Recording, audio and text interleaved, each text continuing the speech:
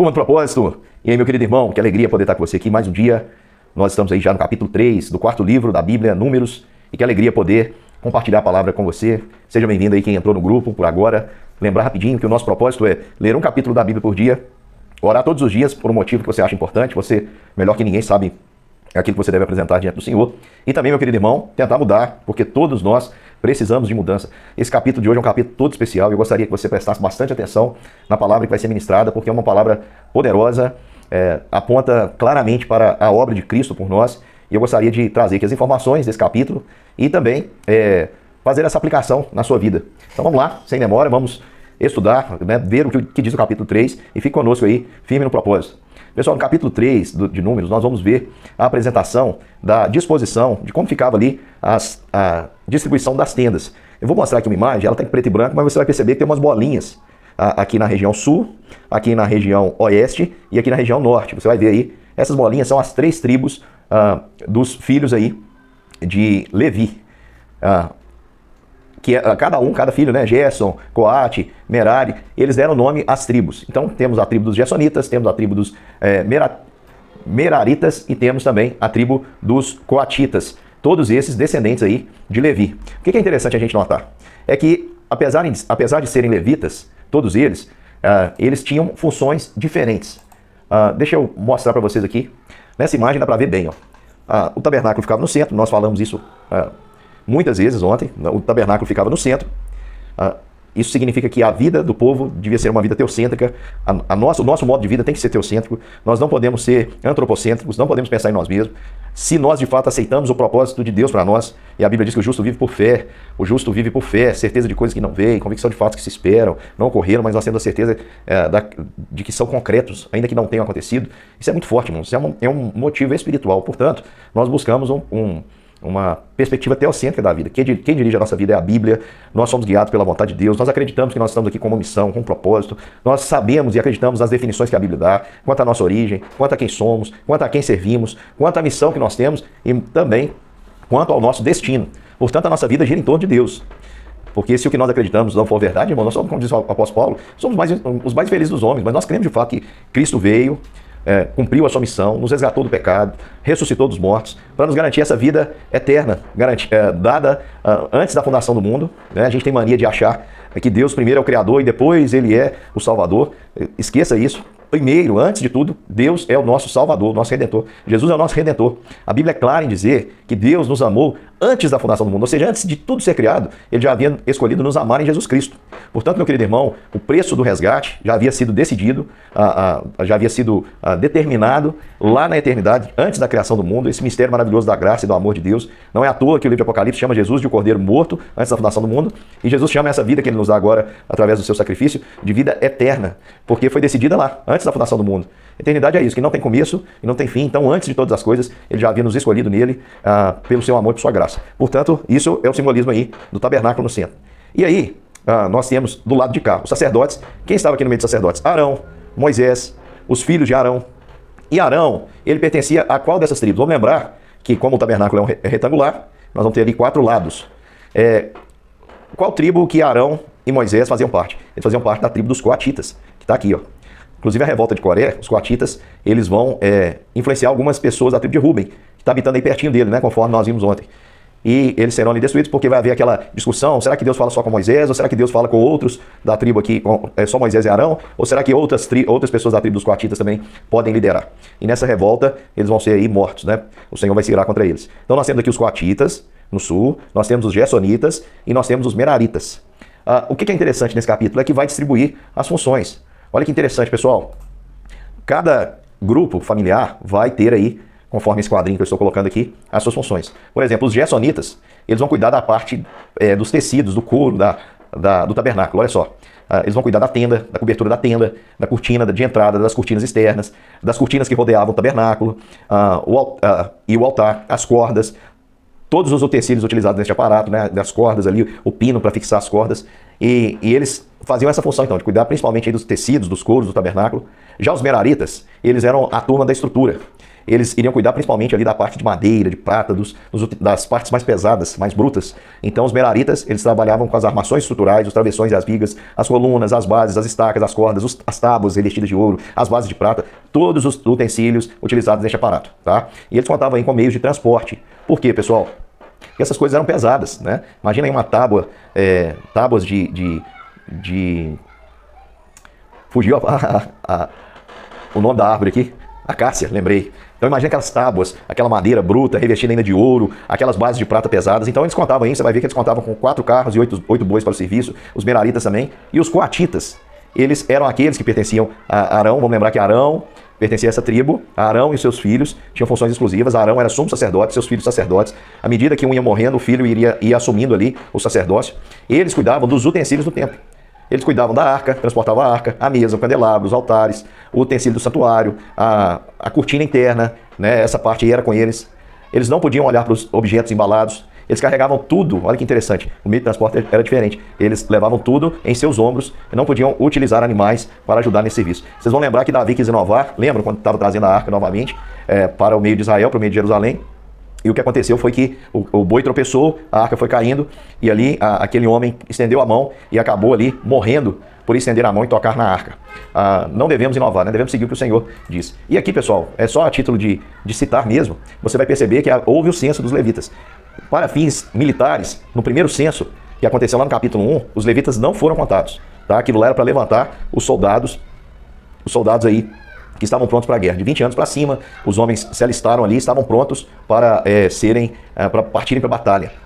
Então preste atenção, agora os levitas são contados, e aqui nós temos a tribo de Levi, né? A tribo de Gerson, Coate, Merari. Você vai ver que a população dos levitas vai ter um total aí de 22 mil, esse é o número contado aí dos levitas, esse censo dos levitas. Então, ao redor do tabernáculo, havia 22 mil pessoas morando ao redor do tabernáculo apenas para se dedicar a esse serviço, que era muito importante ao serviço e o cuidado do tabernáculo, os sacrifícios e tudo aquilo que o Senhor ordenasse, porque algo interessante é que os levitas, eles ficavam à disposição dos sacerdotes. Ficavam à disposição dos sacerdotes. Nós vamos ver isso lá na frente, por exemplo aqui na Bíblia, em Números, né?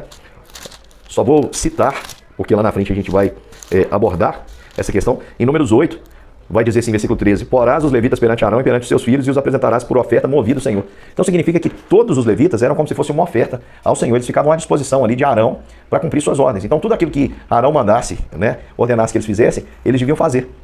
E agora eu quero trazer uma aplicação aqui muito importante a respeito dos levitas.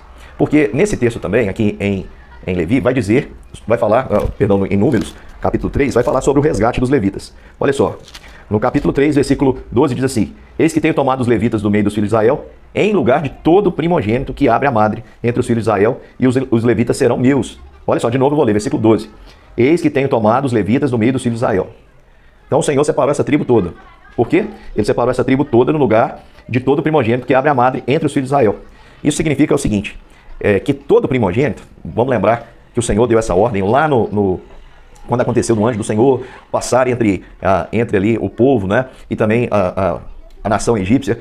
Os primogênitos da nação egípcia morreram, da tribo do Senhor ali, do povo do Senhor, não morreu ninguém, porque eles estavam protegidos pelo sangue do Cordeiro, passado ali nas portas. E o Senhor, naquele momento, ele consagrou, disse que todo primogênito pertenceria a ele.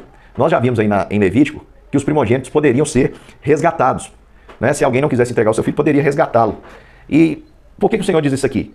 Que todo primogênito, versículo 13, porque todo primogênito é meu, desde o dia em que feri todo primogênito na terra do Egito, consagrei para mim todo primogênito em Israel, desde o homem até o animal serão meus, eu sou o Senhor. Então é uma ordem, o Senhor disse que todo primogênito é dele.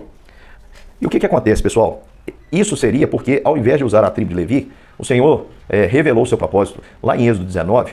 Se você perceber, Êxodo 19, versículo 6, se você voltar lá, Êxodo 19 está logo um capítulo antes dos 10 mandamentos. Então o Senhor estava lá com Moisés, lá em cima, entregando as leis, e o Senhor disse para Moisés, olha, vocês serão para mim um reino de sacerdotes, uma nação santa. Essas são as palavras que você dirá aos israelitas. Então, o Senhor disse para Moisés, vocês vão ser para mim uma nação santa. E o que aconteceu? Aconteceu que enquanto o Senhor estava ali fazendo a aliança, preparando o acordo para o casamento, tudo certo para o casamento, o povo caiu em adultério e adorou ao bezerro de ouro feito por Arão. Quando Moisés desce, ele quebra as tábuas da aliança e a promiscuidade já havia tomado conta de tal modo que muitas pessoas já não aceitavam mais abandonar aquele Deus criado por Arão ali, fundido através das joias em ouro. Então o que acontece? Ali naquele momento, Moisés toma uma decisão e diz assim: aquele que pertence ao Senhor, aquele que é do Senhor, passe para cá. E quem é que toma posição junto com Moisés? A tribo de Levi. E naquele momento ali, o Senhor separou os levitas para si. Ele pegou os levitas e é mais ou menos o seguinte: como vocês não cumprem a minha vontade, no lugar de todo primogênito, que seria o sacerdote, eu vou pegar vocês, vou pegar a tribo de Levi e vou resgatar essa tribo em meu favor. Então a tribo de Levi foi separada porque ela tomou posição ao lado de Moisés ali. E naquele dia Moisés disse: olha, partam, peguem as espadas, mesmo que seja seu irmão que está aí adorando a outros deuses que não seja o Senhor, passe ele a fio de espada. E naquele dia lá morreu milhares de pessoas, né? Se eu não me engano, 3.000 homens caíram porque estavam adorando o bezerro de ouro. E os levitas se posicionaram separados, santificados para o Senhor. Então o Senhor naquele momento ali consagrou os levitas para si, no lugar de todo o primogênito. Isso é muito interessante, meu irmão. Por quê? Porque o Senhor tinha esse propósito. Aí você fala: então o Senhor falhou? Porque ele disse que vocês serão para mim um reino de sacerdotes, uma nação santa, e essas são as palavras que você dirá aos israelitas. Como eles não cumpriram, então Deus separou os levitas. Os levitas agora eles não iriam para a guerra, eles iriam servir ao Senhor, o qual aquele a quem eles haviam decidido servir. Vamos lembrar que eles não adoraram, foi uma tribo que não se prostrou ali diante daquele bezerro de Arão, ou se chegou a prostrar, e eles tomaram uma posição assim que Moisés chamou e fizeram aquilo que Moisés havia ordenado. Então o Senhor separou essa tribo para o seu serviço. No capítulo 3 aí, ainda, no versículo 41, vai dizer assim: e para mim tomarás o levita, eu sou o Senhor, em lugar de todo primogênito dos filhos de Israel, e os animais dos levitas em lugar de todo primogênito entre os animais dos filhos de Israel. Contou Moisés como o Senhor lhe ordenara todo primogênito entre os filhos de Israel, e todos os primogênitos varões contados nominalmente de um mês para cima, segundo o censo, foram 22.263. E disse o Senhor: toma os levitas em lugar de todo primogênito entre os filhos de Israel, e os animais dos levitas em lugar dos animais dos filhos de Israel, porquanto os levitas serão meus, eu sou o Senhor. Então os levitas, eles eram o resgate que o Senhor havia exigido no lugar aí de todos os primogênitos. Da Bíblia fala sobre alguém que era da tribo de Levi. No primeiro momento parece que era da tribo de Efraim, mas ao longo da exposição bíblica, principalmente nos livros de crônicas, nós vamos ver a narrativa mostrando que Samuel pertencia à tribo de Levi. E Samuel foi o primogênito de Ana, e ele foi consagrado ao Senhor. E Ana não cumpriu ali o resgate. Ana entregou Samuel, ainda bem que ele se tornou um grande sacerdote, um profeta, um homem de Deus, um homem usado pelo Senhor, o último juiz desse período. Aí começa aí o período dos reis. Samuel foi um grande homem de Deus, usado pelo Senhor.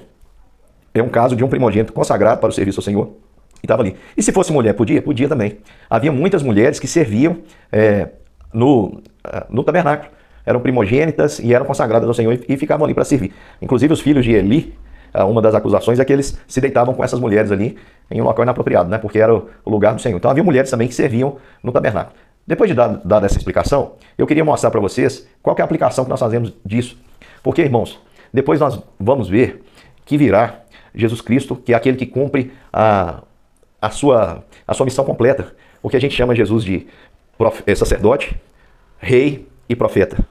Ou profeta, rei, sacerdote, não importa a ordem. Eu vou colocar aqui na ordem que mais ou menos aparece na Bíblia, né? Que é aquela que aparece na Bíblia. Apesar de tudo isso conviver, nós vamos percebendo que a figura do sacerdote é a primeira a aparecer. Depois vem o período dos reis, dos governantes. E no período dos reis é que o Senhor começa a levantar de maneira cada vez mais forte os profetas, falando a respeito de Cristo que viria, do Cristo que viria. E eles têm muitas revelações da parte de Deus. Então, Cristo ele cumpre todo esse ofício, inclusive o ofício do sacerdote. Portanto, Jesus é o verdadeiro sumo sacerdote.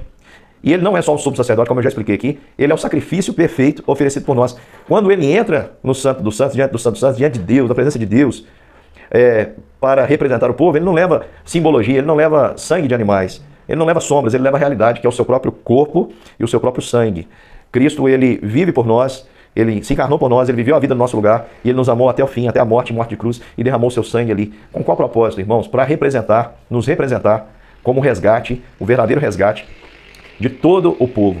Ele é o unigênito Filho de Deus, era o único Filho de Deus, e foi feito primogênito de muitos irmãos. E isso é maravilhoso, irmãos, isso é maravilhoso. Certa vez os discípulos voltaram felizes, né? E falando assim: olha, os demônios nos submetem. E Jesus diz: olha, não fiquem contentes por isso não, mas se alegrem porque o nome de vocês está rolado no livro da vida. O livro naquela época era um livro como acontecia no censo, era um livro de registro, que indicava: olha, fulano, filho de fulano. O nosso registro, irmãos, o nosso cartório é no céu. É a Bíblia que fala isso, Hebreus 12, versículo 23, lá menciona, né? Hebreus 12, 23, a universal assembleia da igreja dos primogênitos que estão inscritos no céu.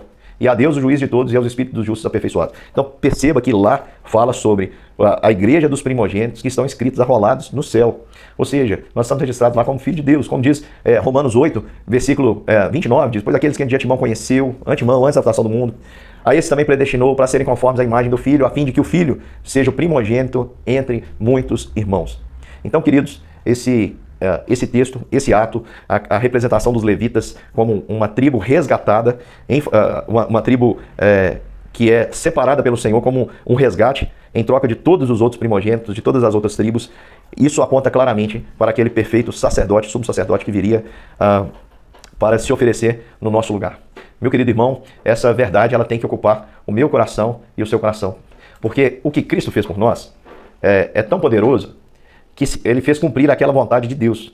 Lembra lá em Êxodo 19 que o Senhor disse para Moisés, vocês serão para mim, Êxodo 19, versículo 6, vocês serão para mim um reino de sacerdotes, uma nação santa, vocês serão meu povo. Só que o povo não cumpriu. Então o Senhor simbolicamente separou uma tribo em detrimento das outras, uma tribo como resgate por todos os primogênitos das outras tribos. O que Cristo faz agora diante do Senhor, ao se oferecer como sacrifício perfeito, como Cordeiro de Deus que tira o pecado do mundo, é restaurar o propósito do Senhor, porque agora Pedro vai dizer o seguinte, 1 Pedro 2, versículo 9 e 10, que agora em Cristo nós somos nação santa, sacerdócio real, povo de propriedade exclusiva de Deus, a fim de proclamarmos a virtude daqueles que nos chamou das trevas para a sua maravilhosa luz. Então preste atenção, meu querido irmão, nós somos hoje uma nação de sacerdotes. Porque merecemos? Não. Porque somos fiéis? Não. Porque somos fiéis no sentido de adorar apenas o nosso Senhor? Não. Muitas vezes nós nos prostramos diante dos ídolos do nosso coração. Mas o Senhor Jesus nos aperfeiçoou. Ele é o primogênito entre muitos irmãos. E Ele nos fez hoje uma nação de sacerdotes, a fim de que possamos servir o Senhor. Nós somos propriedade exclusiva de Deus. Vivemos com um propósito. Como eu falei, devemos ter uma vida, lá no início do vídeo, devemos ter uma vida teocêntrica, dirigida pela palavra, guiada pelo Espírito, vivendo com um propósito, agradando a Deus, vivendo por fé e servindo ao Senhor. É o propósito de Deus para a minha vida, para a sua vida, que nós exerçamos o sacerdócio universal. Hoje, todo que crê representa Deus onde está. É um embaixador de uma terra para a qual nós peregrinamos. Nós somos cidadãos dos céus. Nunca estivemos lá, nunca vimos Jesus, mas nós temos uma saudade enorme. Isso é uma coisa inexplicável, irmãos. Só conseguimos sentir isso porque o Espírito Santo, ele habita em nós e testifica com o nosso espírito que nós somos filhos de Deus, que o nosso nome está rolado no livro da vida. Nosso cartório é lá, nosso nome está lá. Nós temos um Pai e está nos céus e está aqui conosco também nessa caminhada. Querido irmão, falei demais, que Deus abençoe e vamos junto aí estudando cada dia a palavra do Senhor. Espero que esse vídeo tenha acrescentado aí muito à sua vida e continue firme no propósito. Um grande beijo e até mais.